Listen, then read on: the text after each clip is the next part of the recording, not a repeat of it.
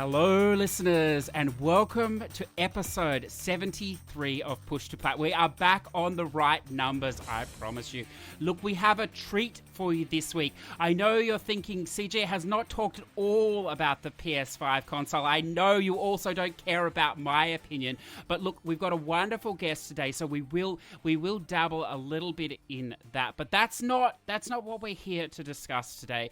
We are here to have a look at reviews at writing at freelance games journalism. It's an area that I know interests many of you in your own content creation. Look, it interests me greatly as well. This is a gentleman that I've sort of touched bases with on and off for probably almost a year now. But just the way things have worked out, we haven't met yet and put anything together. But look, if you know me, it is a real treat tonight because this is my favorite accent in the whole world. Getting to speak to someone from Ireland, and look, not only someone, but a games journalist and a PlayStation fanboy from Ireland is a super big treat for me tonight. So look, without me going on any further, let me introduce him and let me welcome him to Push to Plat. Cal, how are you doing today, sir?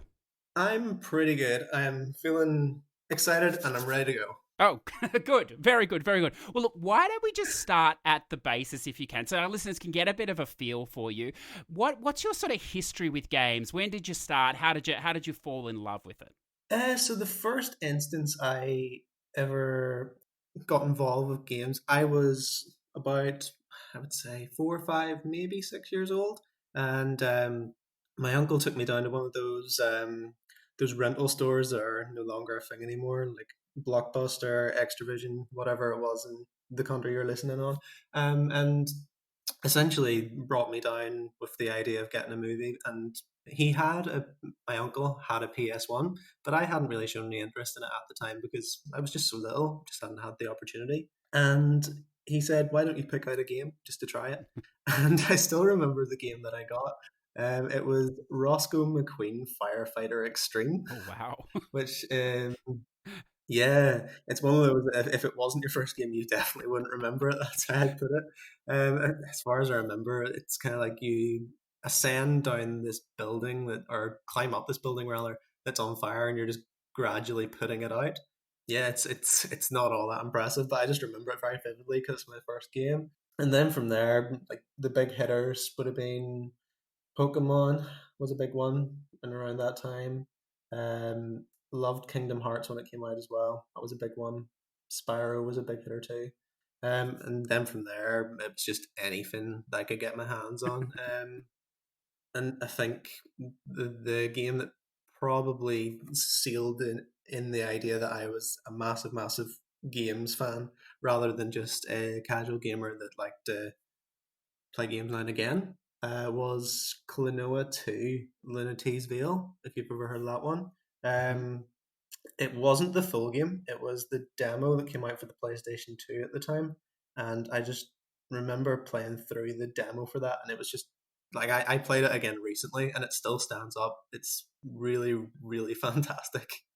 That's kind of how games captured my imagination and why I'm working in it these days. Yeah, I like that. So now you're still a PlayStation fanboy, for want of a better word, now today, I suppose. Do you dabble in any of the other systems or PC, or are you pretty much just a console exclusive when you play? Whenever I was kind of in my early to mid-teens, I had a PC that could kind of run things. So I have a Steam account with loads of games on it that just doesn't really get used anymore. But there was a brief period where I done that. But by and large, it's just been PlayStation through and through. I've never had an Xbox. I had a Wii because I think everyone did. But aside from that, not really. Like I'm the kind of guy that loves the PSP and I have a PSP Vita. I think it's one of the best things ever, and it's a travesty that no one ever gave it the time of day. And I had a 3DS as well, but again, I haven't touched it for a long time, so it's just PlayStation through and through for me. Yeah, look, I like that. Now, I didn't forewarn you before you came on, but many of the listenership of this audience are what we would classify as trophy whores. I'm not sure if you're familiar with that term in gaming. It's a dark, seedy side of the PlayStation, if you like, where gamers like to amass these trophies. Now, I know I think you're a bit of a trophy enthusiast at times, perhaps, but I don't think you're probably suckered into the curse that is trophies. Is that correct? Yeah, well, I was very, very interested in the idea of trophy hunting, but I think to a different extent that a lot of other people are. I ran a podcast for a little while. It's called The Platinum Grade. There's like 5 episodes. If you want to go and check it out, you can. It's very amateur hour, but it's I put a little bit of work into it, so it's worth listening to if you have the chance. It's essentially just me going through all the platinums that I had that I thought were worth kind of chatting about, and basically trying to understand how the platinum process affects a review of a game. Hmm. It was pretty interesting, but it was very time consuming, and that's kind of why I stopped. Why don't we just touch on that briefly? Because listeners, that's how I came across Cal, of course, on the podcast that he had there. And one of the things that, and we're going to get into this later with your writing, is that I like the way that you write. I think and I'm sure we'll touch on this later, but there's a lot of superficial content created around games that really don't say anything, that you can't pick up yourself in a few minutes. There aren't as many people writing almost critical pieces, if you like, which I know is different from straight reviews, but I know that you've done some of that. And what I was attracted to by your podcast was that it wasn't just a slimy trophy fest, listeners, that you may be used to here, but it was a real, you went through the game, you broke it down. It was obvious the passion that you had for these games, including Call of Duty, Kingdom Hearts. You did I think it was Bioshock, Fallout New Vegas, and there was another one, Stardew Valley. that's it, Stardew Valley. And you talk with great passion, but you also had a really wonderful rating system at the end, which involved, Metacritic, involved, the number of trophies you had, a degree of difficulty, all these sort of things that came into it. And it was kind of an analytical approach, which I like. But one of the other things you said in the podcast early on, it may have been the first episode, was that, you don't, you maybe don't have as much time as some of our listeners, degenerates that listen to this show, do. So that's, I suppose, what I'm interested in. There is a question here, I promise. That's what I'm sort of interested in. When you play games and you are on a limited time and you're working in this industry as well, do you go out of your way to look for these trophies and meet these requirements, or is it just a secondary thing on the side now? It's a good question. Yeah, a couple of years. I'm trying not to, because I became very aware of it for a while. I would look at a game's trophy list, and if I thought it wasn't worth doing, I wouldn't buy the game. And it's made me miss out on a lot of things that would have been fun to play, simply because I'm like, I'm never going to platinum that, so there's no point in me even doing it. And it's a silly way to look at things, because there's so many great games that like don't even have a platinum, maybe because they're too old and weren't accessible whenever platinums were about, or just the developers haven't bothered. But Mm. it kind of rules out a lot of options straight away for you. And I know with the amount of time that I have in the day, because I'm constantly writing, um, or doing other things in my life, that I don't have enough time to put in. It's like, for a well-made kind of double A, triple A game, you're going to be putting in 40 to 50 hours to get a platinum, and that's something I don't really have, Mm. unless it's one very specific game that I really, really want to do it for, and that comes around very rarely these days. Yeah, I like that. Look, you're well at home. Your old self is well at home here, because one of the things I find so amusing, and it's rife in the trophy hunting community, is this belief that no plat, no play, which is just wonderful. Fuck the game. If it doesn't have a plat, I'm not touching it. And it speaks volumes to, I suppose, maybe where trophy hunting, or at least hardcore trophy hunting, is going. But it is very separate from playing the game. I like that you mentioned with AAA games that you're in for 40 hours, and yes, you are in for an extra 10, 20, 30, 100 hours for the plat sometimes. But sometimes the lists do reflect the game very well. Now, as I don't mean no disrespect here, but as a casual gamer or whatever else, and again, I'm not sure how many of the newer releases you get to play with your job. The lists are becoming more aligned and easier with that. Is that something that attracts you perhaps back to trophy hunting, do you think? Or it could attract you back? I think the obvious one that kind of done that was the Marvel Spider-Man one. I think they absolutely nailed a platinum trophy, because you played it for, I think it was maybe 25, 30 hours, which is a reasonable amount of time. The majority of that was the full blown story, and then you're just doing some cleanup at the end. And that was kind of, it was nailed on the head, exactly the amount of time that I wanted to play. It got to the point maybe in the last hour or two of cleanup where I was like, maybe I don't want to play this anymore, but I've got about 90% of the trophies. I might as well. And it just, there was just that extra bit of grind at the end, but it was fine. I wasn't bothered with that. I think The Last of Us 2, it's kind of done that as well, where you have to put 2 playthroughs in, but you'll probably finish it about halfway into your second one. Like, there's a lot of games that are trying to do that now, and it's much appreciated. But there's a lot of games that really aren't. I mean, Final Fantasy 7, for example, you'll be putting in at least 60, 70 hours into that one. So it's very hit and miss at the minute. But I appreciate the ones that are trying. Okay, that's good. Now, look, we're going to be careful here because we're getting very close to the line of your writing and stuff like that, I think. So before we jump into that, which is, the meat, that's where we want to get to, I have to ask you, there has been a craze over the last couple of days. And yes, listeners, we are recording a little bit earlier. This won't come out to you for a week or so, but, put it in perspective. We're recording sort of 2 days after pre-orders went live for the PS5. Pre-orders that went live straight after the show, led by what should we say, the capitalistic Walmart, and its knowledge that gamers could not wait. Sony obviously didn't realize this. So I have to ask you, did you partake in trying to, get a pre-order in this bloodbath, or, what's your feelings about all of this? I did try and get a PS5 on pre-order, simply because I've had one every single day from launch. I cannot stop myself from doing it. And I feel like whenever they come back out again for pre-order, I will have a go at trying to get one again. I just didn't get the opportunity this time. I had the opportunity to grab the disc tray version, which I don't want, simply because I think I own 3 hard copies of games on the PS4. I just don't really see the point. The only reason I would have went for that option is if the backwards compatibility was available for the 1, 2, or 3, because I have innumerable copies, like hard copies of those games, but just for the reason that I've got like a handful of games for the PS4, it had to be the other one, and I didn't get the opportunity, so have to wait till next time.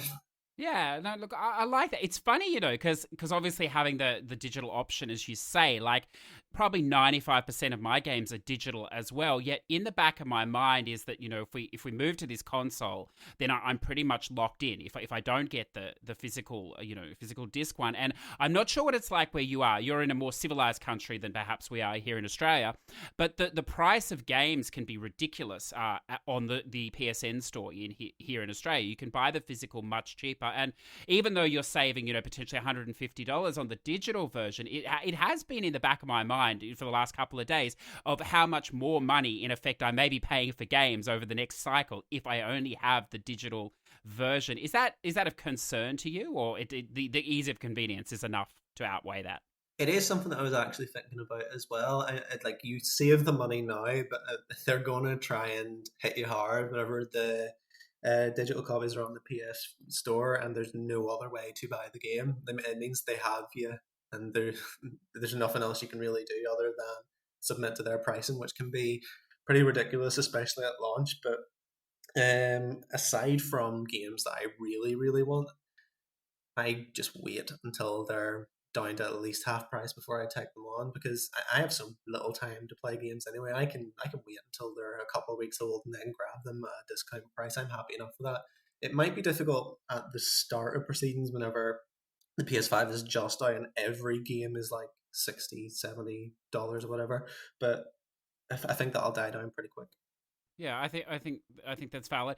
Now, I started gaming, well, at least trophy hunting, so gaming properly, I suppose, at the start of the PS4 era. I took a massive break and didn't play, PS1, PS2, hardly touched the PS3 or whatever. So I've never been around at the start of a Sony console release, if you like. And the last couple of days, just watching from the side, because, listeners, as I've been vocal about before, I've decided to move my gaming to the Xbox at the start of the next generation for many, many varied reasons or whatever else. But, I'm still very interested in PlayStation and what they're doing. But I was just shocked at the mad frenzy. I totally had no idea it was going to be so difficult to acquire a pre-order, and it was going to go down as it did. Now, I understand this is pretty normal for a PlayStation console. Did you expect it to be this sort of, outrageous almost, I should say? Um, I think they handled it poorly simply because they didn't give people enough notice, and they also promised people that they would have enough notice, so they put themselves in a bit of bother there. But I mean, pre-orders are a scramble at the end of the day. You're going to get that sort of thing no matter when you open it up. Um, Hmm. but in short, I was kind of expecting that sort of thing. I was around for the most vivid one I remember was the Hmm. PS3 launch, and it's probably the worst one that PlayStation had simply because they were terrible on price point. Their launch titles were not great apart from Killzone. I think was the only one that really um, was anyway decent. And the Xbox 360 was already out for best part of a year, so they were well behind. And it was the same kind of mad scramble to get one in a way because I mean that was at a time where you had to go in store to get your stuff as well for the majority, and I think that was definitely the Hmm. one that stuck out to me as the hardest one to get a PlayStation for. The other one that sticks out is the Wii because it was so what's the word I'm looking for? It's so like every single person, every single demographic wanted the Wii that Christmas period. It was for families, it was for kids, it was for adults, and like no one could get Hmm. the hold of one of those. I think they're the two ones that stand out to me. I don't think this one, the PS5 launch, has been anyway as bad, and that's because no one's really competing with them. Like they don't need to compete at this point in time. Xbox, I seen, took a jab at them and said that we'll deal with our pre-orders as we should do, and that's fine. But like Xbox, unless you are locked into the whole Xbox vibe since the 360, I don't think there's any competition there at all. No, no, no. I'll pick up on that point. Just devil's advocate. But I think you're right. I mean, the push for the Xbox, new Xbox, will be less. And I also believe it took me some time to see this, but I believe that there is no competition. You're right. Sony is dominating that market, but I think that Xbox is not playing in the same market anymore. I don't think it's. I understand they're releasing a new console, but it is really secondary. I mean, Xbox have evolved now beyond, and Microsoft they don't care whether you buy the new console or not. You with the xCloud, you can play PC, you can play anywhere. Now, of course, that opens arguments, listeners, to how do you get people across from the PlayStation. And, we with Game Pass, all these things we've talked about before, we don't need to get into. But I think it is a big mental shift. And that's what amazed me in the last 2 days, because obviously I'm immersed in the PlayStation community and gamers. That's where I've played for the last 4 or 5 years. And just I suppose this infectious push, Cal, of everybody I know, like everybody and their dog is getting a PS5 pre-order. It seems it's phenomenal. Everybody has a spare 500 US lying around, obviously, Yeah. which is lovely. It's wonderful, but and I don't begrudge this, because I heard an interesting point was this year's been a shit year or whatever else. I just want one of these. It's a personal gift almost to myself, and I think that's great too. I understand that. As a valid thing, but it's just this infectious push to get this thing, and I don't think the Xbox will have that, as you sort of say. Well, look, I'm hoping it doesn't, because pre-orders go live on the 22nd, so I'm hoping to secure one. But I do think that.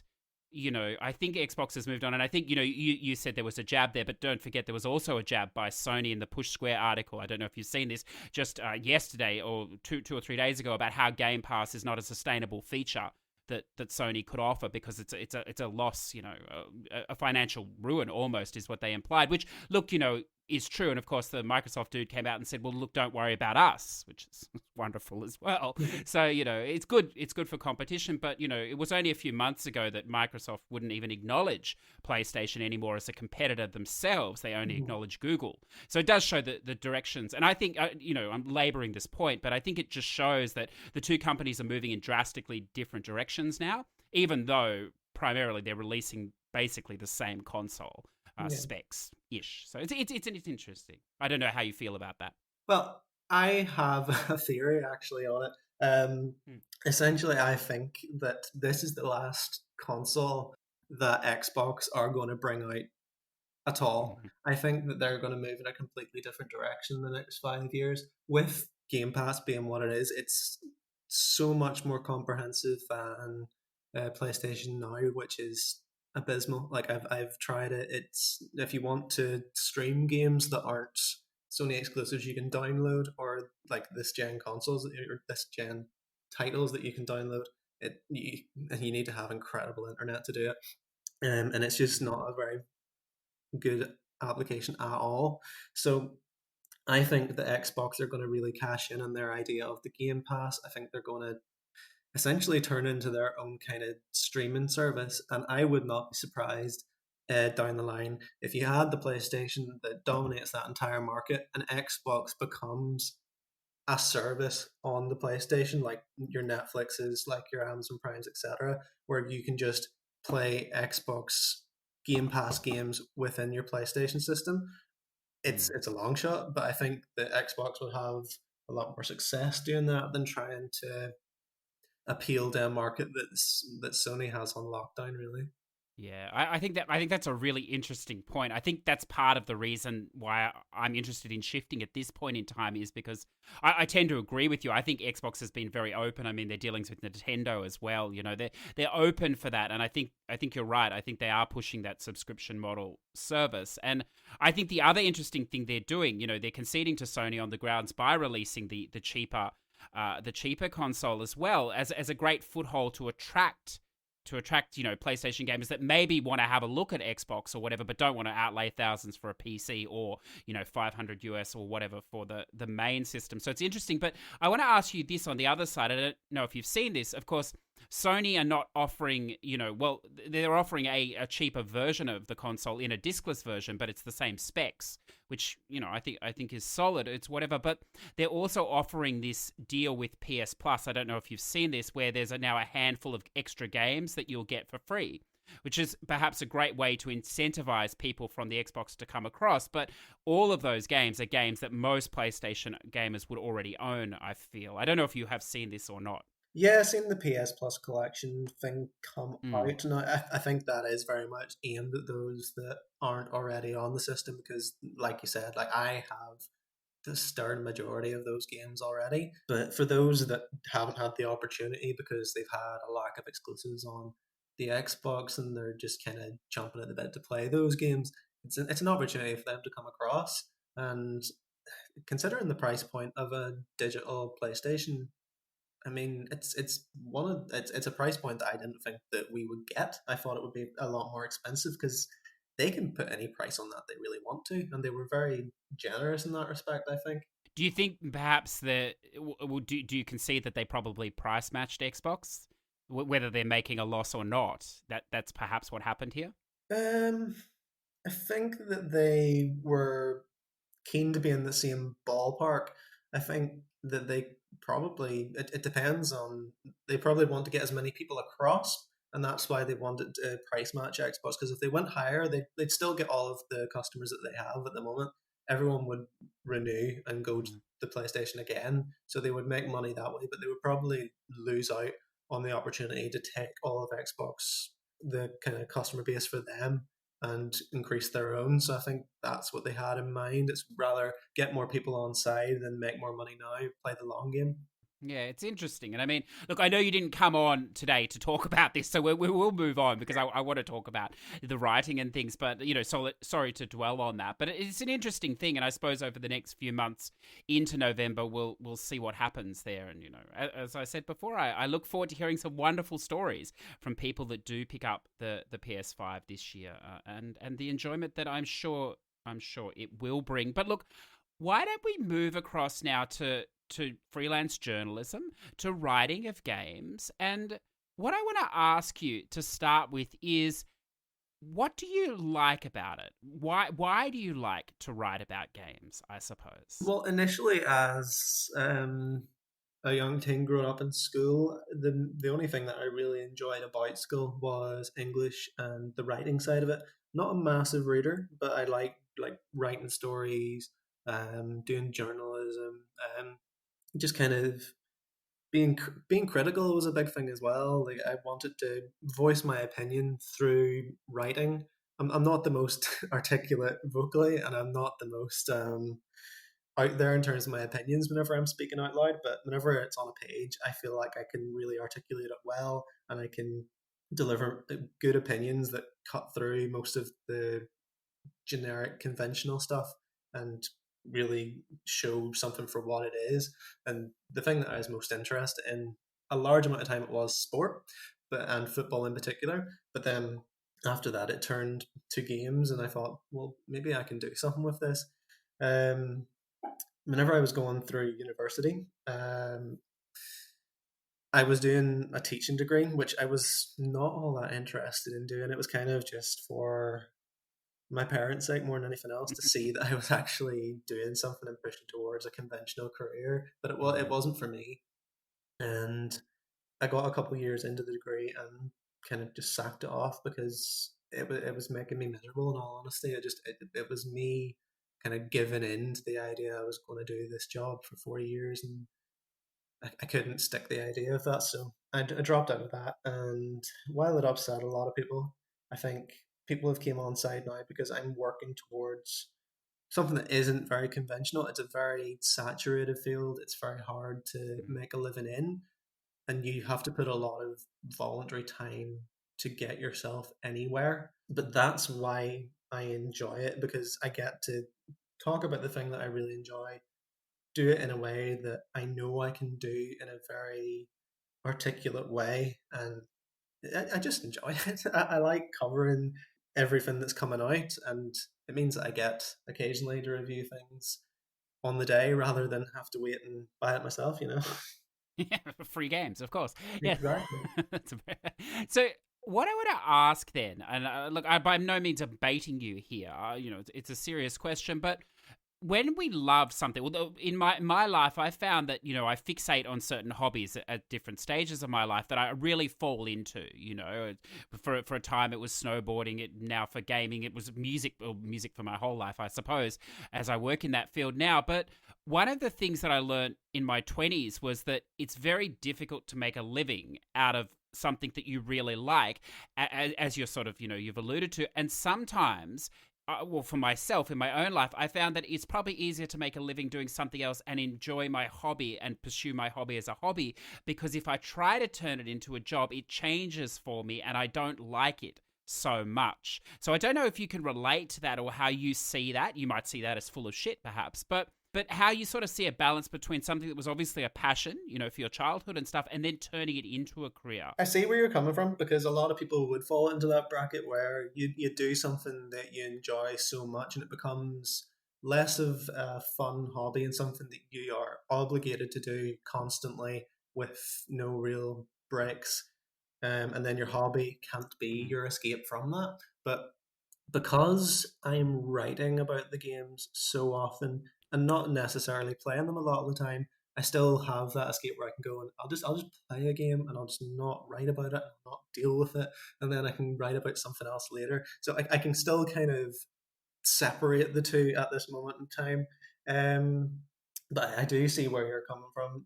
But a normal conventional job for me, because I've never really followed any other path where I could jump in to say, if you're very good at music, you can have a job in music, or something to that effect, good at business and economics, etc. I've never really had that because I've been so invested in sport as a child and in gaming as well. Two things that are so saturated in terms of trying to get a job. Uh, so Yeah. I picked the one of the two that I thought was most. Well, I suppose I could have went into journalism on either side, but I think games was the one that spoke to me more, so that's what I went with. Yeah, I like that answer. I think the funny thing, like when we, but I'm not sure of your age, but I have a feeling that I'm older than you. I'm almost older than everyone these days, it seems. But one of the things when we have these deep and meaningful red wine chats, with friends or whatever, is that this comes up or something, and it's like, well, that's a very cynical and jaded outlook on life. Because if you'd have pursued one of these things, perhaps you could find a career in it. And I think there's a lot tied in that up in that as well as you're sort of saying. But what I want to ask then is, do you, and perhaps you don't see this either, do you enjoy writing about games more now, do you think, than actually playing them? Um, to an extent, probably simply because you have to put in so much time into playing a game, especially the ones that I tend to cover.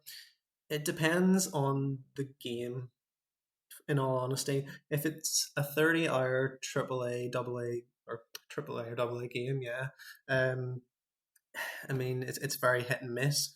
For example, really enjoyed playing The Last of Us 2 because you could step away from it and you could jump back in at any time, and it was just such a cohesive kind of story that you could pull yourself away from it, and it's fine, and you'd be thinking about it, and you come back to it the next day and you'd remember everything.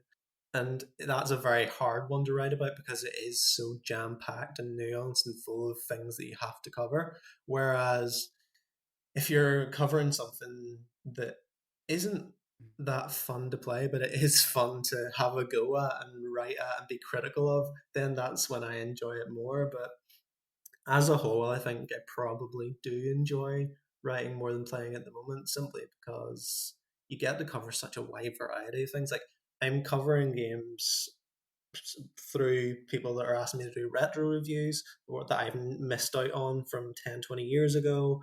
Um, and then I'm covering games that I maybe little indies that I would have missed out on that I get to cover in depth, and I find myself in those instances going, I do want to play this. So it's kind of like a discovery as well as a profession as well. Yeah, I like that. And look, not to belittle what you're doing, because you're doing a real job, but I have a feeling that many trophy hunters, I'm using a wonderful segue here to get us back, listeners, many trophy hunters perhaps enjoy these trophies and achievements because it gives validity to what they're doing playing the game. And I mean, this podcast is the same. I think I'm definitely at the stage now where I enjoy talking to gamers, people in the industry, and also, about the games, I suppose, perhaps more than I enjoy playing them. And I don't think there's anything wrong with that. I think, perhaps it provides you with a deeper understanding of what you're playing. You can explore it as well. So I do find that interesting. I'm very interested in how you got into it, though, because as you say, it is ultra competitive, it's ultra saturated. How did you sort of get a break into it all? So I kind of formed it myself because I was trying to, through the podcast that we mentioned, I was doing that, and I was also writing a series of like kind of articles off of a WordPress website of the same name, just kind of trying to establish some sort of domain where I could throw up any articles I wrote, and I just done that in my spare time. And I developed like a very mini portfolio, and I thought, well, maybe I could get myself like get my foot in the door at some sort of low end website, games journalism website. There was about two or three at the time that said, "Do you want to come? We've looked at your stuff. It looks pretty good." And I was like, "Okay, let's see the three that have actually came in for me." Um, the one that spoke to me the most was Culture of Gaming, which is also kind of headquarters in Australia. So there you go. Um, Basically from there, it was just a case of write whatever you want. It's completely voluntary. You're not going to get paid for it, but you have a platform. You can do whatever you want with it. Obviously, we'll edit, we'll vet the thing, and we'll make sure that it's good to go out. And you have to hit your SEO targets. You have to make sure that it's good for the website. But other than that, you have free reign. Go ahead. And that was like a green light for me. That was just fantastic. I could write whatever lists I wanted. I could review anything that I had. I could do retrospectives. I just had a free reign to do anything. And that was how it all started for me. From there, it kind of took off very quickly in the space of 6 months. Whenever I started out Culture of Gaming, I was just a writer that done the odd thing, and then they saw that there was a certain level of talent to the writing, and said, "Do you want to do reviews?" So then I got allowed to do reviews. And then I also said, "Do you want me to cover PR? I can do that as well." And I started pulling in some review codes for some games that we really had no right to be getting. Then I started doing editing. So I edited everyone else's scripts and made sure they were good enough for the website. And then it got to the point where I kind of felt like a big fish in a small pond whenever I got offered the deputy editor in chief job in the space of 6 months, and I kind of thought to myself, this feels a bit superficial. I think that this is just kind of the end of the road, and I need to make a name for myself elsewhere, and I need to start making money because I'm clearly good enough to do it. And that's kind of Mm. how that springboarded me into freelance writing. It's almost like a perfect way to hone your craft, I suppose. There, a culture of gaming. It gave you the ability and the platform to find your style, I suppose, as well. And what how you wanted to write, I suppose, how you like to write and talk about Yeah. games.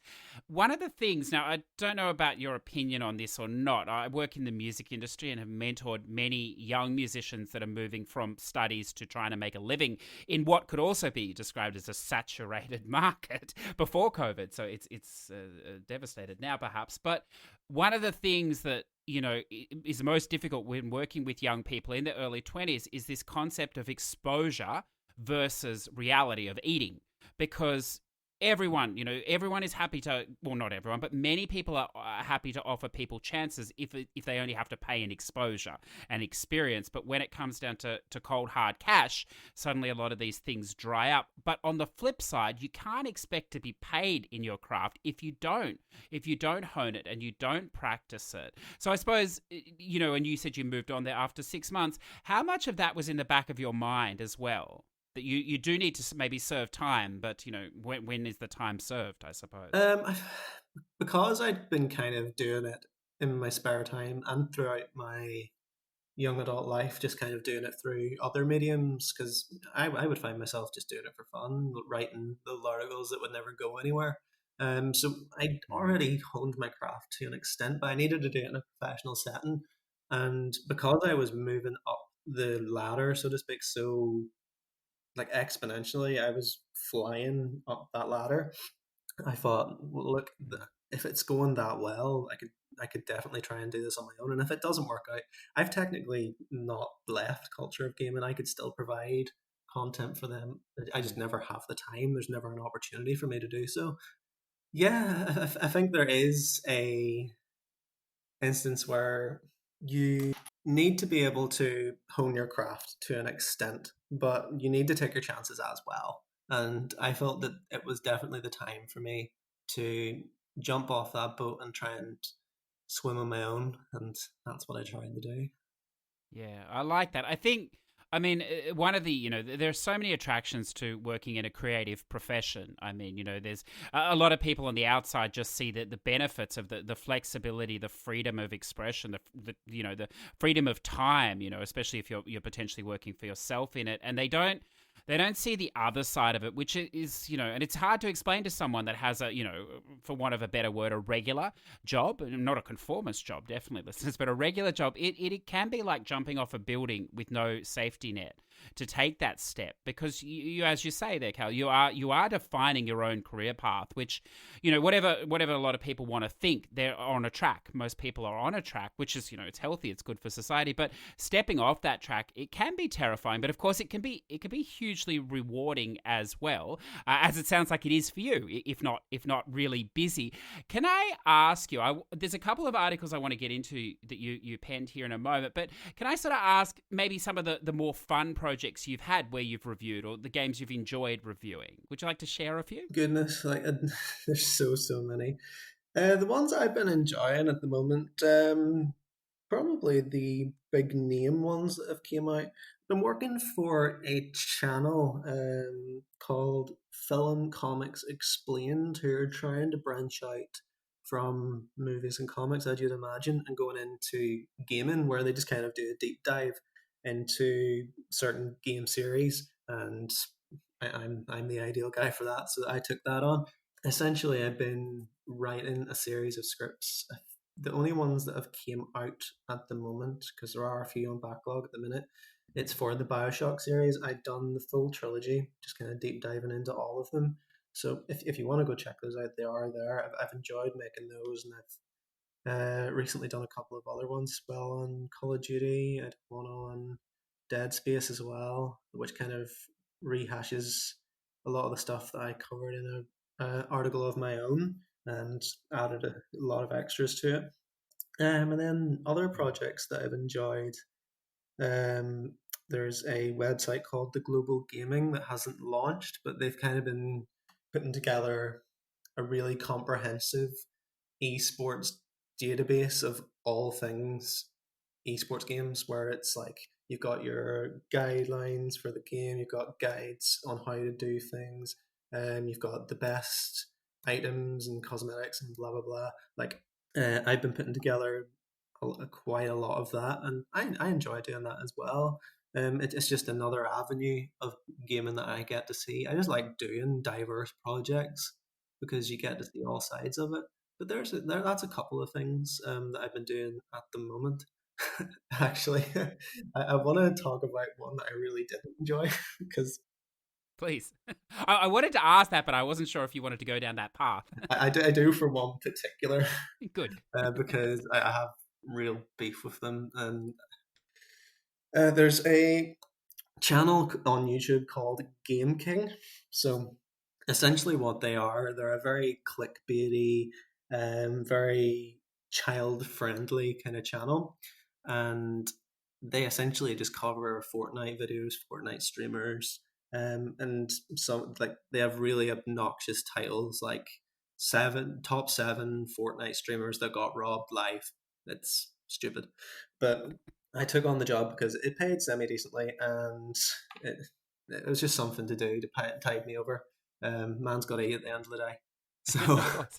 I took that on, and the scripts that you had to write were just so obnoxious because you're aiming them at essentially 10 years old and younger, because that's a lot of the fan base for Fortnite. I mean, you're not, unless you're like 15, 16's got to be the ceiling for a Fortnite fan, and that's what you're writing at. And because I cover games in such a complex and comprehensive nature, I had to dumb down all my writing, and it was horrible. But the real beef came whenever I think I'd done the best part of 6 months worth of scripts for them, and I had just finished a batch of about eight for them. So that was 3 months of their content, and they essentially just cut and run.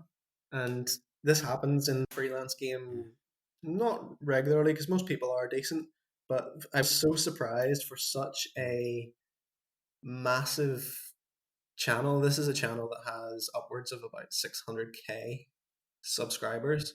They decided to completely cut and run, take all my content, use all my content, and then I couldn't even get a copyright claim out of YouTube because I tried to, but YouTube weren't taking it on. They said I didn't have enough information, and it's a very hard thing to navigate, the copyright claims in the YouTube system.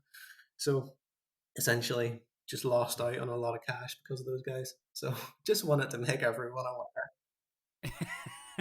No, look, I don't. The more I do this, the more I realize what a wild west online is. Not just online journalism, but everything, PR companies, gamers themselves, other things. So no, look, I definitely understand that there are risks as well as you say. Now, before we started, you did tell me you were recently working, or perhaps working at the moment. I'm not sure if you can talk about it on a game here from, I think it was a Polish commission or whatever. This horse game with a Z. Now, we do have a bit of a, I know you're going to think this is stupid, but you can bear with me here. We do have a fascination with this show with horse games and horse games. So could I just get a little bit from you on that game, if you don't mind? Yeah, so I also write for a Polish review site called Game Fabric. So it essentially is building, uh, I think this is what they're doing. They're essentially building a database of reviews kind of going back. So essentially, they're covering every single game in existence or working towards it at least. And I think I've done upwards of maybe 200 plus reviews for them, just kind of trying to build that database for them. And one of the ones that I done most recently was one called Horses with a Z, um, which is a dire game for the DS, brought out in the mid 2000s, maybe late 20 or early 2010s.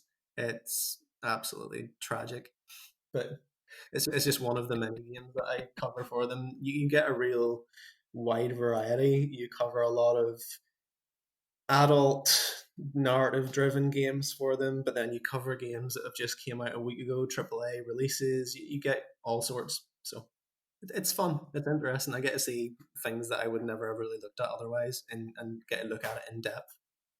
Yeah. Look, I do want to get to this particular article that you did about 5 months ago, but before we get there, it piqued my interest. Do you when you're pitching for work or when you're taking work from these companies, is it basically a situation with the game comes they need a review, therefore you just do it, or is there a bit of like, oh, I don't like that game or I'm not interested, therefore I pass on that? How does that all sort of work? There's definitely certain projects that I will say no to. There was a period at the very start where you'll understand there's nothing that you can say no to because you're starting out. You need to get reviews in, you need to build your Mm. presence, and you'll take anything that's coming along.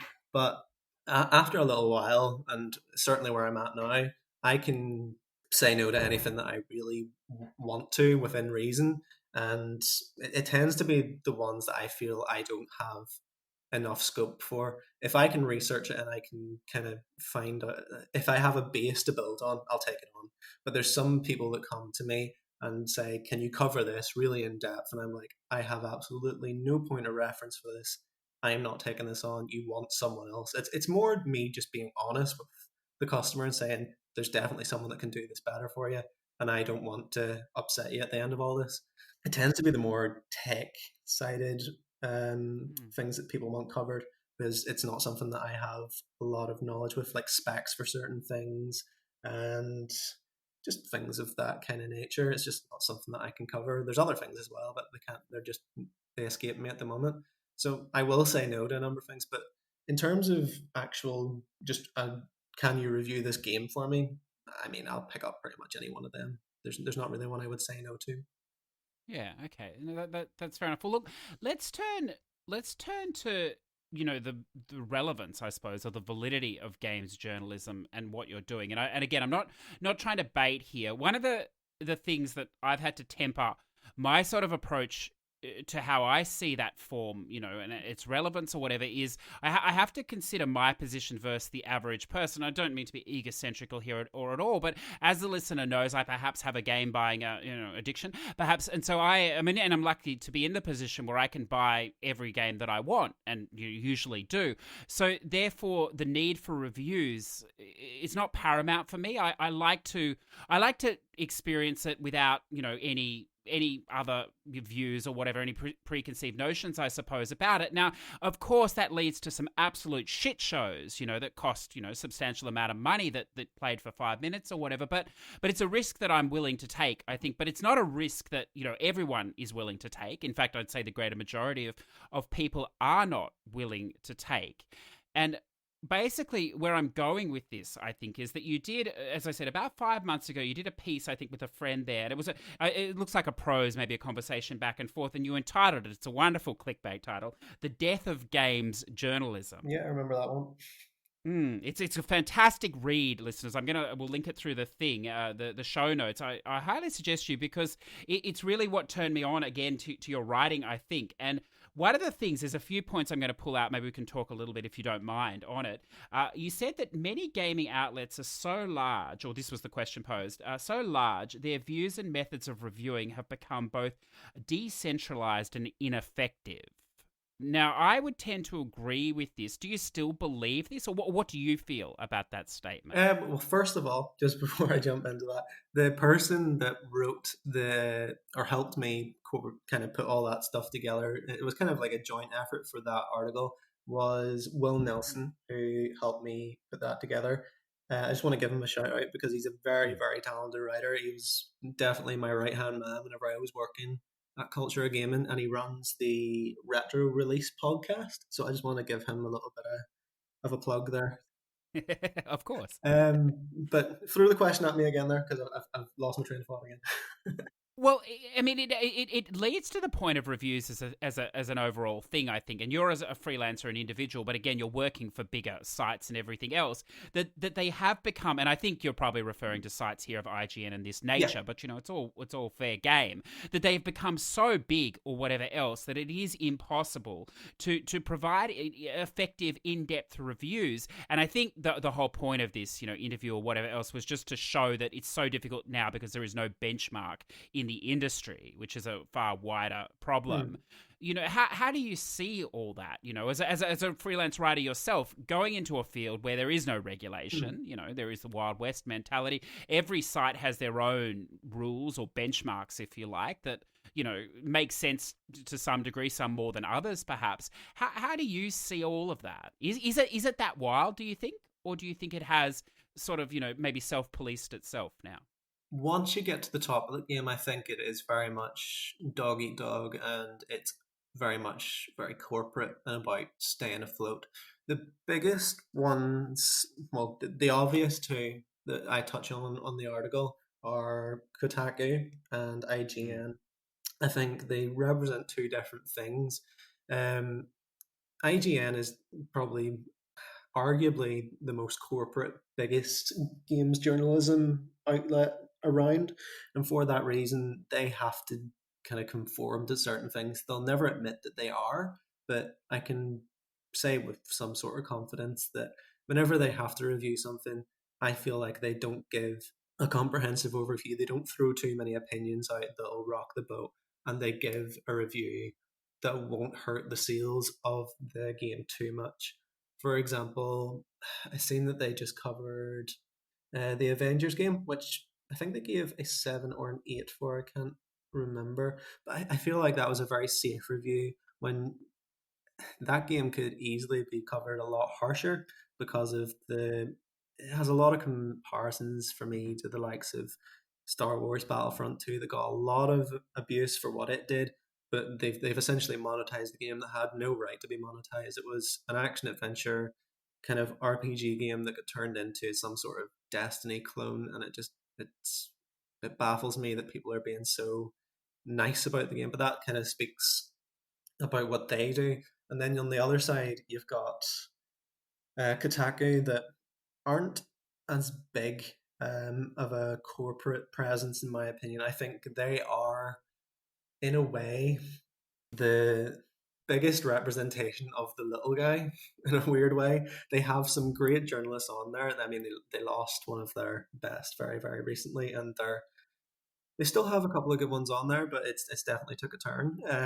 But at the time I was writing, they had a good structure. They had the ability to put some really good stuff out there, but they're dominated by biases in terms of political views. They're dominated in terms of kind of pushing the agenda, and a lot of other websites will do this as well, but it's very apparent in Kotaku.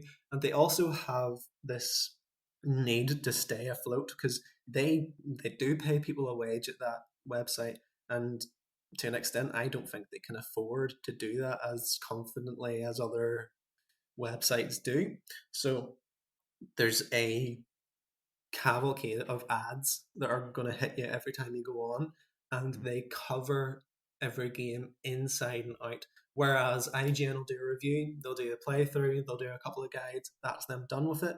You'll have Kotaku that's going to write really arbitrary like clickbaity titles. Like I remember when Final Fantasy was the only big game coming out in March, and there was nothing really either side of it. So they covered it, and they covered it, and they covered it some more, to the point where they were. I can't remember the exact title of the article, but it was in the same kind of wheelhouse as you can sit in a chair in this game, and it's like it's this really arbitrary set of things that you can do, and they were just covering every inch of it.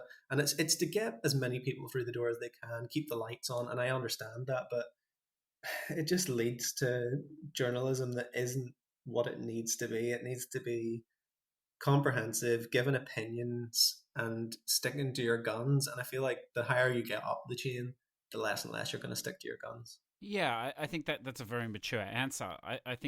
I think that's interesting, and I think listeners, if you're like, well, I don't care, I just want the number at the bottom for IGN. I know they receive payoffs, which not true. I'm not claiming that, or whatever else. But they just derive the baseline experience. I suppose that's what they're interested in. But why it matters is because you can't, and I know you talk about this a little bit, but it becomes difficult to know what the bias is or the agenda is of the writer when they are influenced by perhaps the place they're working for. And this is what all critics, whether it be music, film, literature, games journalism, this is a valid issue. And I think this is an issue maybe in games journalism that's less important because anything goes. From what I see, almost anything goes. And you make an interesting point here, or the question comes up, and I'm interested in your thoughts on this in that piece. And it's, the bigger gaming journalism has become, the more voices have emerged. What does this mean for their legitimacy and trustworthy nature? So why should I trust anyone, I suppose? Yeah, well, what I'm getting at there is kind of the whole idea of games journalism has become completely oversaturated. So you've got so many different platforms, so many different ways that you can get your opinion across. You've got Twitter, you've got Instagram, you've got YouTube, you've got critics that self-proclaimed critics rather on YouTube that are giving opinions, and sometimes they're just doing it to be controversial rather than to actually give an opinion that reflects the game that they're reviewing. You've got the smaller channels, you've got the freelancers, you've got the big corporate websites, and everything in between. Really, you've got so much more than you used to. Back in the day, you had PlayStation Magazine, which was incredible back in the day, despite its turn whenever the PS2 came out to a much more laddish vibe. This is the UK one. If you're not in the UK, you won't know. Actually, Kid Icarus done a very good video on it. If you want to look at that, it's very good. But that was all you had. Essentially, you had a magazine. You read through it, and that's all you had. And that now you have every platform you could imagine to go and find your information, and the information is so diverse. And that, to an extent, that is good because you're getting lots of opinions. But whenever the opinions are dominated by the agendas of the websites, when they're dominated by The Last of Us 2 being a great example of this, where they're dominated by prejudices and really political viewpoints, if you like, and silly things that shouldn't really get involved in gaming, then it becomes something that you really can't take seriously. Whenever someone is hating on a game, not because it doesn't have the same pacing as the game before, not because it has issues visually or the mechanics aren't as good or it just doesn't grip you the same way. Instead, they pick on the idea that they've used a female gay protagonist and features transgender characters and gives a lot of people a platform. And suddenly people are going, well, this is a terrible game because of this. That's when I check out personally. And I feel like a lot of people are the same. But they're the people that get the voices because they're being controversial.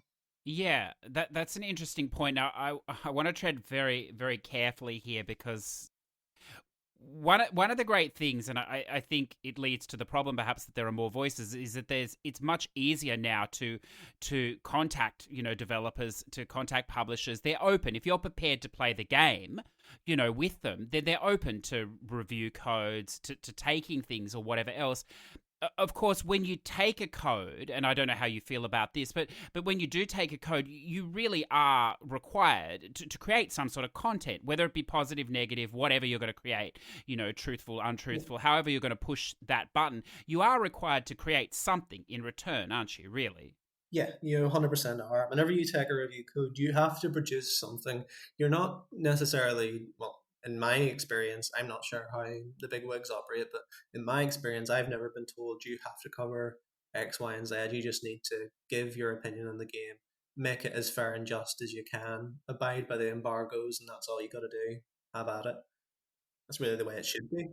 Look, I agree. That's what it is, a purist. And for people that don't receive codes or whatever else, it's not uncommon to also receive like a run sheet, if you like, from the developer, which will highlight certain things in the game. Particularly, and again, I don't know if you can talk to this or you're interested in talking to this. Particularly in longer games, it can even have plot points and summaries, or whatever else. So, the reality of playing all these games and everything else is it's time consuming, And if you're not part on a full time salary, it's not possible. So they provide in effect a crib sheet to help you out, in your thing if you need to reference it. Still, I believe with that information, it's still a pure form of journalism. It's a valid critique.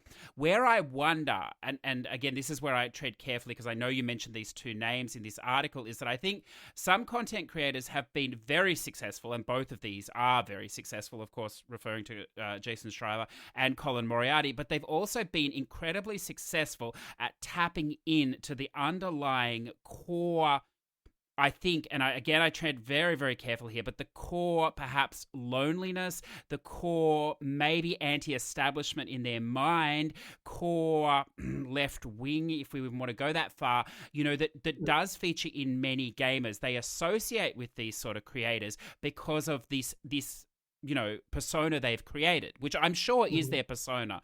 Gamers like this sort of person, but I wonder, and I'm interested in your opinion on this, are these people now more just personalities and perhaps they've moved so far from a valid critique? And I'm not saying their opinion doesn't matter, but perhaps it's difficult to take their opinion if you don't take in their whole persona as well. I think it got to the point, especially with Jason Schreier at Kotaku, where he became this persona. He was the anti-establishment within Kotaku. He was kind of the enemy of Kotaku, but also the breadwinner at Kotaku. It was a unique kind of position for him where they needed him, but they also really, really didn't want him. Because at the end of the day, Kotaku are kind of a very happy-go-lucky bunch in terms of the content they put out. They put out, like, I think one of their best segments is their weird news articles that come out by, I can't remember his name, and that's annoying. But like that, they tend to be the best parts of Kotaku, the bits that are silly, the bits that aren't talking about the political side of things, where it kind of doesn't matter. But whenever Jason was there, he was hitting those points so consistently, and he was delving into the deeper recesses of gaming instead of actually talking about gaming. It got to a point where he was more important than things that were going on within the industry. He was uncovering all of this seedy, horrible stuff, and at the same time, some of the stuff he done was fantastic. Some of the stuff that he unearthed has really brought us forward. But at the same time, it also it was a step forward and a step back because you're not talking about the games anymore. It's not about the games anymore. It's about the people that are doing controversial things within the industry. It's becoming about the industry, and no one's talking about the games anymore, which I think's a bit criminal. I understand why it needs to happen, but it's I don't think it's the job of those that are meant to be talking about the games. Like you're hired to be a games journalist and cover the games. If the mainstream media wants to pick up on the wrongdoings of the industry, then that's great because that's what they're meant to do. And maybe because the mainstream media are so naive and don't know about the games industry, they just won't touch it just because they might seem out of touch and they won't know what they're talking about. But maybe they need to step in because I don't think it's the place of games journalism to do that, in my opinion. No, I agree, and I think, or maybe there needs to be more distinction between when they're maybe talking about grander issues and when they're actually commenting on the game. I think a lot of it gets blurred, perhaps. Which look, again, you choose your own entertainment, you choose who to follow, you choose what to believe and what to listen to, and therefore what to buy. At the end of the day, it's about what you buy. That's why this stuff is created, is to get you to buy the game, play it or whatever else. So I suppose it's in the eye of the ears of the listener, I suppose, to make those distinctions. But it is such a I wonder, and I know we're dragging here, so I don't want to bore you, but I wonder, as a gamer who's trying to basically play everything, I think, it's not working out well, but, still trying. Many people aren't in that position, so they use these people as, conduits of the gaming experience to stay in the loop. For this fear of FOMO, and whatever you think about that, just have a look at the PS5 pre-order, craziness. That is a definite real thing in gaming. So, do you feel, do you see that as your role as well? Perhaps that you are providing this vicarious experience of some of these games that you're reviewing or commenting on. Definitely, and I'm very aware of it whenever I put content together, simply because I don't want to come across as a copycat who's taking the views of someone else. I don't want to come Mm. across as someone that's inexperienced or like is talking out their ass. Essentially, I want to be someone that has covered it in depth, gives you everything that you want to know about it, and does so without any bias or prejudice towards anything within the game or the industry. Um, and that's why, even if I haven't necessarily covered a game and need to review it, because that's something that I have to do quite often. People will say, "Can you review a game for me?" And I often haven't played it. They're not going to offer a copy to me, and I just need to make my opinion out of gameplay, out of former reviews, out of everything that's available.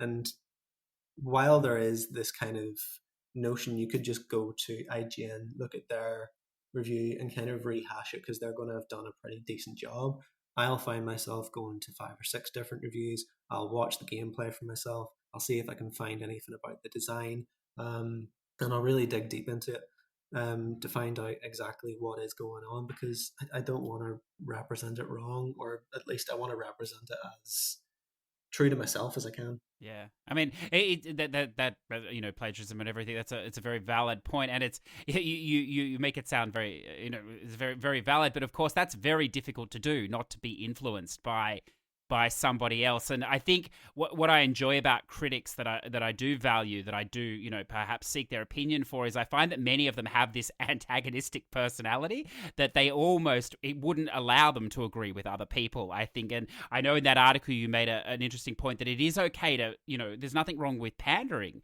to a game if it is a good game, or if it's a good experience. You can write a valid piece on that. That isn't pandering or whatever else. And I think that there's thousands of reviews perhaps for a 10 out of 10 game, and at the end of the day everyone's going to say that it's a great game, but it's still valid or whatever else. I suppose you just have to find your own way to say that.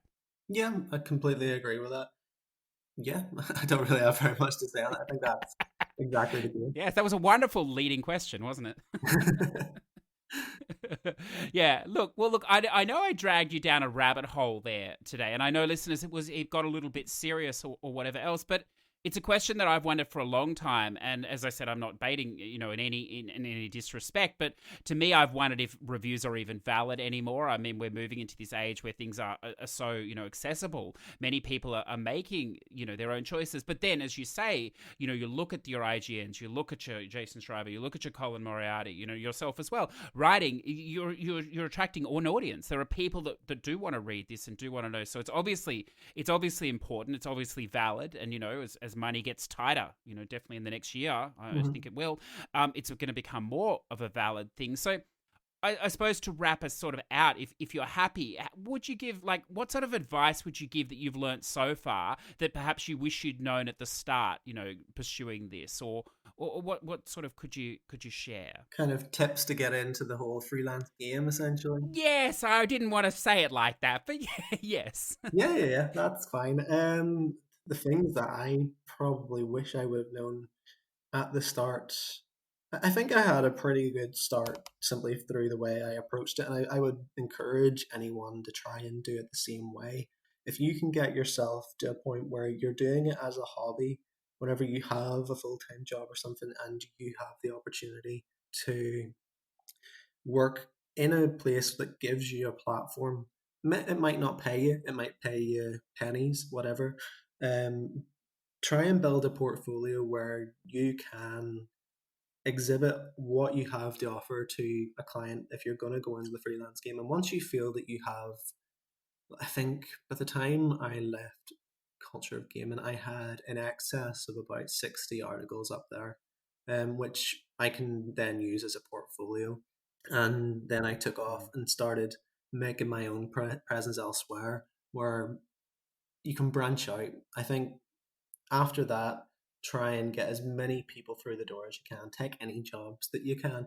I mean, there was a stage where I was offering to do university articles as well for people, like university assignments, and it was horrible. I was up to 2 or 3 o'clock in the morning doing them. I mean, I think one of the most strange ones I ever done. And I just found myself looking at the screen at 1 o'clock in the morning. What the hell am I doing? I was doing like this assignment for a comprehensive overview of a digital tour of Vancouver.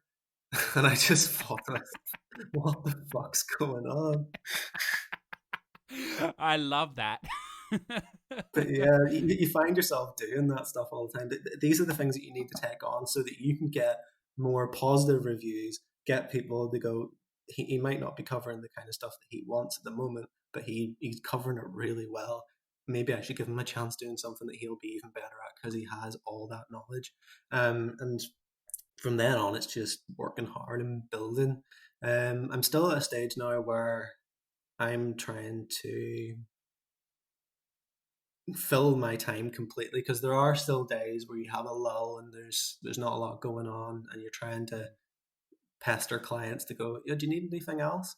But at the moment, it's something that I'm still working on, and I don't think my journey is over in any sort of way, or I've got to a point where I'm willing to plateau or stop. I think I need to keep pushing, and I'd really enjoy getting to a point where I could work for someone that has a massive platform. But again, that's something that's very difficult to do. And I'm now working with a very small YouTube channel at the moment, trying to kind of they've basically paid me a very small wage to come on board and build the channel from the ground up. And we're working on that. And I think that's another way that I'm trying to grow because I've never managed a YouTube channel. It's not something I've done.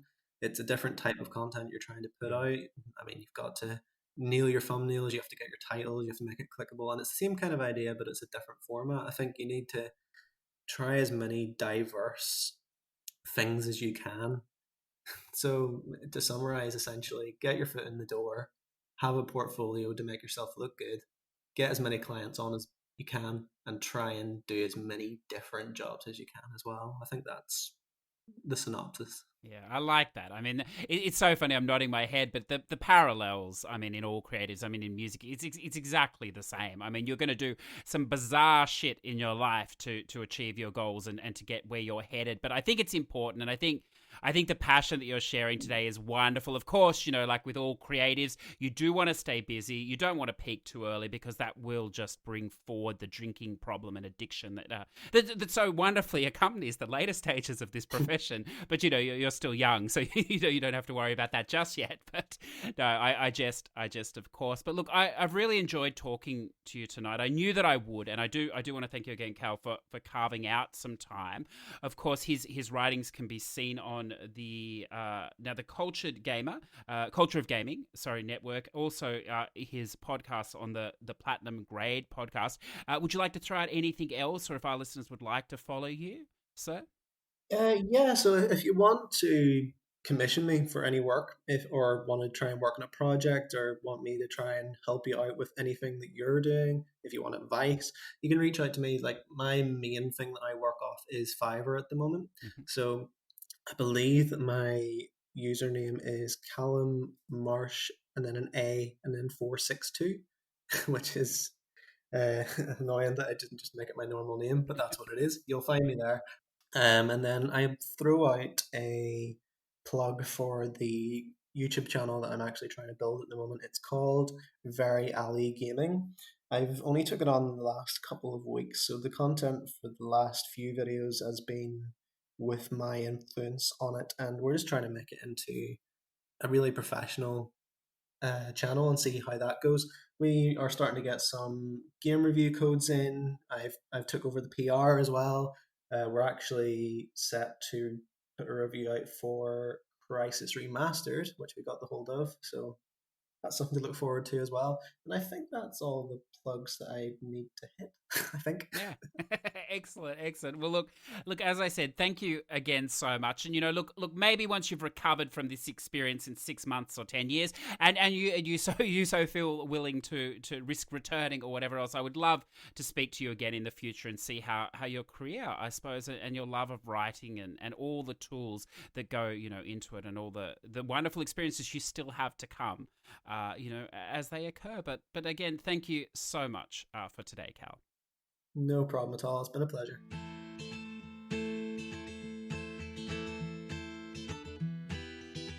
So there you go, listeners. I hope you enjoyed the conversation with Cal. It was wonderful to see maybe a different side, maybe not so game heavy this week, but to look at what a professional reviewer does and sort of get some insights from perhaps the other side of the fence that we're less used to, but that we all use, that is still obviously incredibly valid for many, many gamers.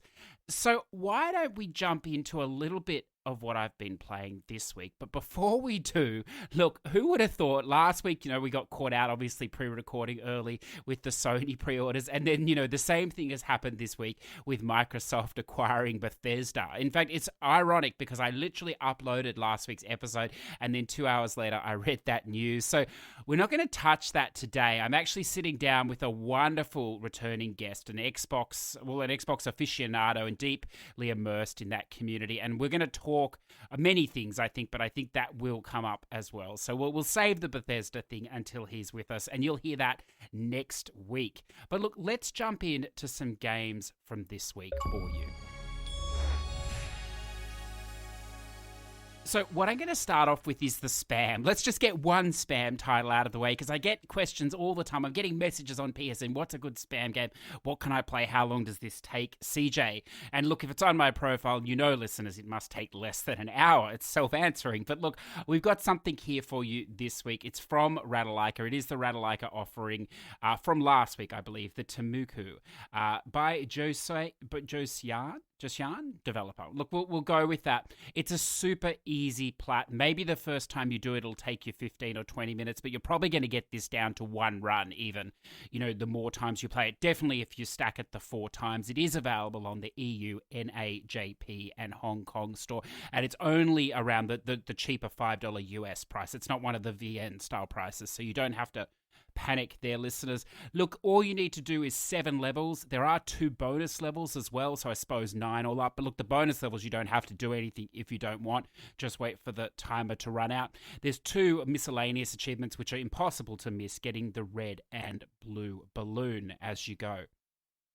So what is the game? Well, look, it's kind of fun, actually. Well, fun for 15 minutes. I don't know after that. It is a game, of course, you could continue to play if you wish, but you don't need to for the plat. You will get a gold trophy as well for every level you complete. So if you love those golds, then this is the pickup for you this week. Basically, it's just an old-style arcade game, if you think almost like Pac-Man, where you just avoid the monsters, collect all the balloons, explode the red balloons, and move your way up through the vertical level. It's super easy, but look, as I said, for a few minutes, it's kind of fun. That's all we need to touch on that. The next one I want to drop on you is an Xbox game. This was actually an indie select game now out on full release, and it is a gem. What I'm starting to find, having neglected the Xbox for so long, is just how many gems there are there that have never made it to PlayStation. So look, if you don't have an Xbox or a PC, you're shit out of luck. But I know there are many of you that are sitting on the fence, straddling it, perhaps even with a foot in both camps coming into the next generation, and may go both ways. Of course, there is nothing wrong with that. Who hasn't tried? Believe me. So it doesn't hurt us to throw a little Xbox love in here, I think. And we're going to start with this Welcome to Elk. Now, I preface this, if you don't like narrative-driven games, you're not going to like this. Yes, it's a walking simulator. Yes, it's minimalistic.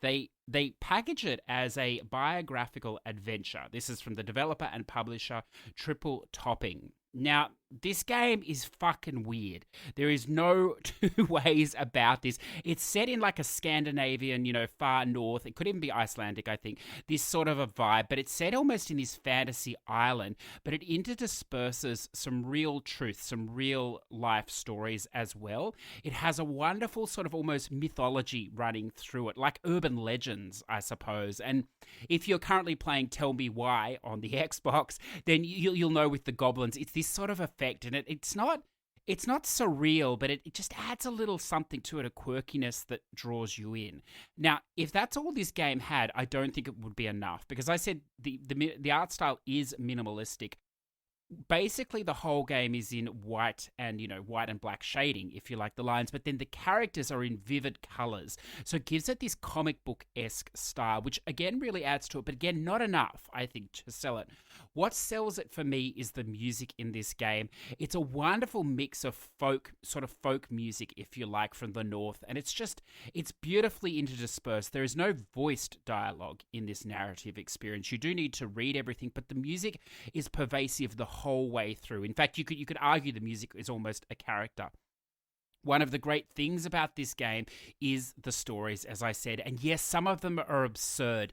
This is an island full of drunks, basically. They love to drink. They hide their beer all over the island. So already I know I've piqued your interest, but it's an island that's dealing with, some deep truths as well about life and death. And it's not too far to go to sort of say almost maybe like a purgatory state, I suppose, this island is. It has some wonderful mini games in it, like it has a bit of a rhythm game, it has these building mini games and stuff, but nothing is failable. And it almost encourages you just to play it however you want, which I think it's a really unique thing. It's also a highly immersion, fourth wall breaking sort of a game because, and again, I'm not going to spoil it, but you get into it a way and then suddenly a few things happen that it's very jarring to start with. But as the game goes on, you start to get a deeper understanding or whatever. And it's not only commenting, I think, on the game, but it's also, again, commenting on the gamer. And this is not the first time this has happened. I know in that even that little indie My Mother hid the game recently, there was a level at the very end, which was a big comment on gaming and, perhaps wasting your life and stuff. This is not so much that sort of a comment. This is more of a comment, I think, on just human lives and the gaming process and everything else. So it is a very touching game. It comes in at $15 US, so it's not overly pricey at all for what it is. It's in 4 acts, I believe. You're looking at around 3 to 4 hours. For the achievements, basically everything is story locked, so you can't miss that side of things.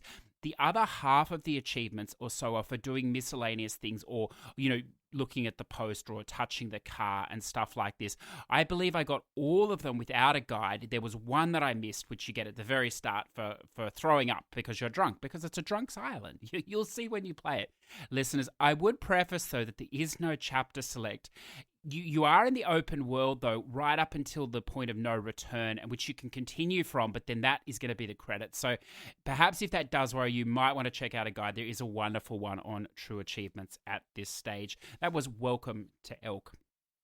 But look, let's not leave the PlayStation out in the cold if you like. That's a lovely euphemism there. Let's drop in the suicide of Rachel Foster. So this is a new release to console, both Xbox and PlayStation. It does have a Plat and 1000G. It has been on PC for some time. In fact, it's ironic because I did play this on PC. It was part of a Humble Bundle recently. So I'd actually played it before coming to console. But it's a game that I think you could replay. I mean, there's no difference in the story, but it's one of these quirky games. Now, again, like Welcome to Elk, it's a highly narrative-driven game.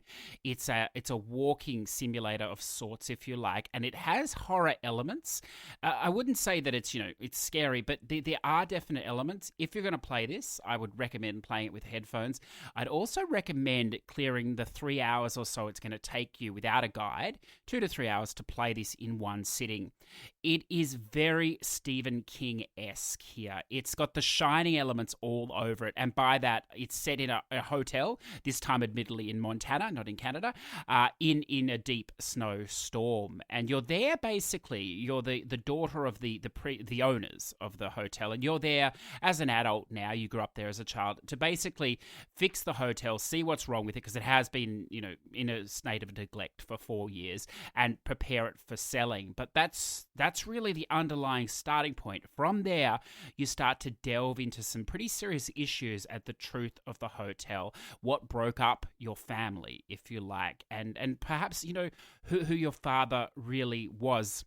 The interesting thing about this game is it actually prefaces at the start that, it deals with topics of sexual abuse and grooming in particular, grooming in particular is not something you see very often in a game, although it's it's a big thing in society these days by all means.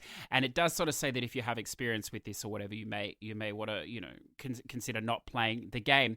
Having said that, the way it handles it is not in your face at all until you move to the end of the game. And I have a feeling, because there will be people, no judgment on you if you so choose, that play this game only with guides. It's very subtle, and I don't think you'll get the full grasp of what is going on. You may even miss it at the end if you do this. So I'd really recommend playing this game yourself. It is a bit of a gem. One of the things that you'll notice in this game, if you do take that approach, is, especially in the early parts of the game, you can just explore the hotel. And you don't need to. It's a very linear game, but you can if you want. And there's so much detail that has been put into this hotel. In fact, when you finish the game, it almost begs that they've done more, because they built such a wonderful world here in this old hotel. But nevertheless, you can explore it, and I would say that I spent a good hour exploring it around the place, because as I said, if you like that Stephen King The Shining vibe, you're gonna like this sort of exploring. There's old pipe sounds, there's all sorts of things, doors, wind sounds, and this. So that's why wearing the headphones is wonderful. On the trophy side, most of the trophies are tied to story that you will naturally get. There is a map in the game that also, when you bring up, always explains your current objective. There are a couple of missable trophies. I believe they start as early as Chapter 3 with a fridge. I don't want to say any more, but again, you may wish to check a guide. Of course, keep in the back of your mind, it's only going to take you 2 hours if you need to replay. There are a couple of collectible missables as well. It's tough to sort of go into because they are loosely tied to the story. There's only 3 of them. They're all in the same chapter. So there is a wonderful guide at Knuff's Guides where Pete has put up a text guide, if you like, which doesn't spoil the story at all. So if you don't want to use a video, that could be an option, although I know there are also wonderful video guides in production, if not out already. This is The Suicide of Rachel Foster, and I highly recommend it. It's a little pricey on PSN. I think it's around $20 US or something at this point in time. But, if you don't care about the trophies, pick it up on Steam for, half that price or whatever else. And it is a gem, but perhaps it's a gem that could have just done a little bit more, but it definitely has something to say at the end of it. And I'm sure you'll agree with me if you do engage in that game. So just before we get to the Plat shoutouts this week, listeners, I'd just like to take a quick moment or two just for some housekeeping. Just like to thank everyone that's been listening, of course, over the last, the last 73 episodes, whether you be with us from the beginning or you're a new listener, subscriber, wherever you're listening. It's very exciting this week to get the numbers in from SoundCloud, which is our sort of distributor, if you like. We're pushing, in fact, as of this going out, we'll have pushed the 20,000 listens, over the 20,000 listens, which is wonderful. It's fantastic. And we're showing what is particularly a hard time for podcasts these last few months with everyone, not needing to commute so much, not listening. We are showing a steady increase again after a little bit of a decline a couple of months ago, but to be expected. Very exciting to see that we're approaching the 4,500 listens on YouTube. Obviously, YouTube is our smallest platform for a podcast. I think that's okay, and especially for a very niche podcast like us. So if you have been listening, I'd like to thank you. If you've been tolerating it, if you've told someone and helped spread it, I'd like to thank you as well. Obviously, putting a show together is a huge amount of work, so I must thank all of our Patreons, not just our Patreon producers. We are basically approaching a point now where the money coming in through Patreon will basically cover the raw expenses of the show per month. It's not cheap to put on a podcast. So it's wonderful that we're getting to that point. Of course, if you do support us, all the money goes back in.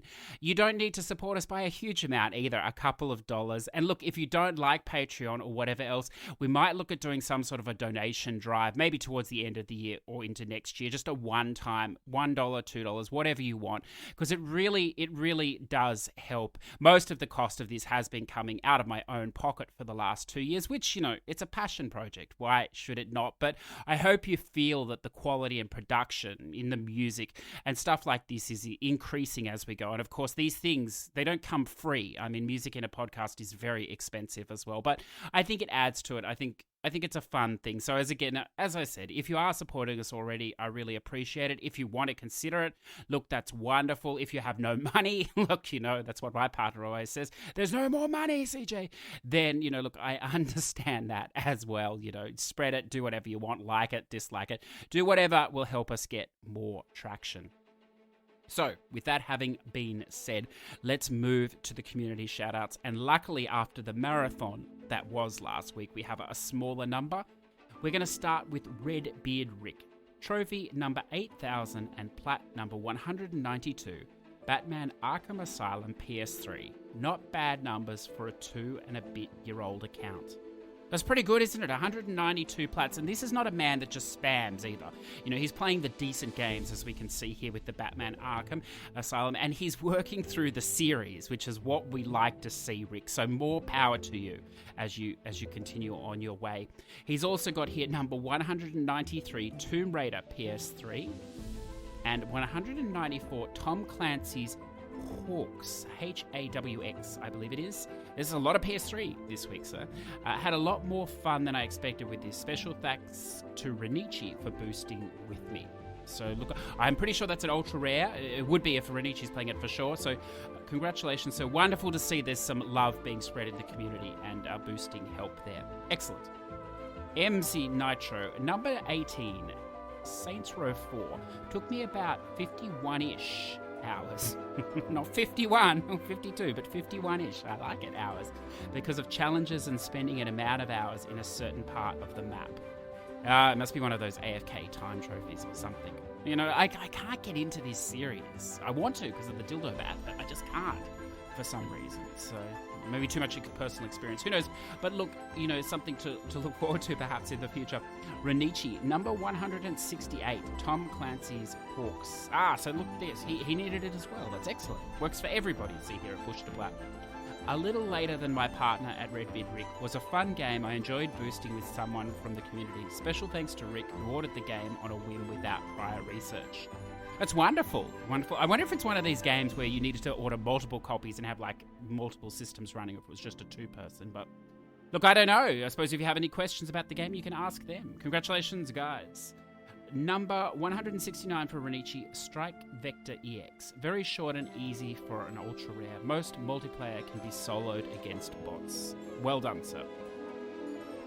And the final one for this week, EDJ3DG. He's on a bit of a tear at the moment. I believe you had the Ghost of Tsushima the other week, so well done. Number 57, Sekiro. Shadows Die Twice. Simply amazing. It's like a Soulsborne, so yeah. Well, you know what we think of those, sir. But look, congratulations there. Look, it is a wonderful game. And if I'd have been able to get past the title screen in that game, it's a brutal title screen, of course, then I'm sure I would have been able to echo your opinions. They're wonderful to see. Of course, if you do want to have a shout out, drop it in the Discord, which is in the show notes, or on the free community on PSN. So look, that's going to wrap us up for this week, listeners. It's been a big month, I think, of guests. I hope you've found some value here. If you are part of the Patreon program, you can expect to enjoy a bit of a game recap, a bit of a, what are we, September? Yeah, September, my goodness. September games wrap. It'll include a lot of the spam that we no longer get to cover here, and of course, some of the meatier titles that are played throughout the month. Have a wonderful week, listeners. May the trophies, as always, be kind. May the platinums be plentiful. I'll see you soon.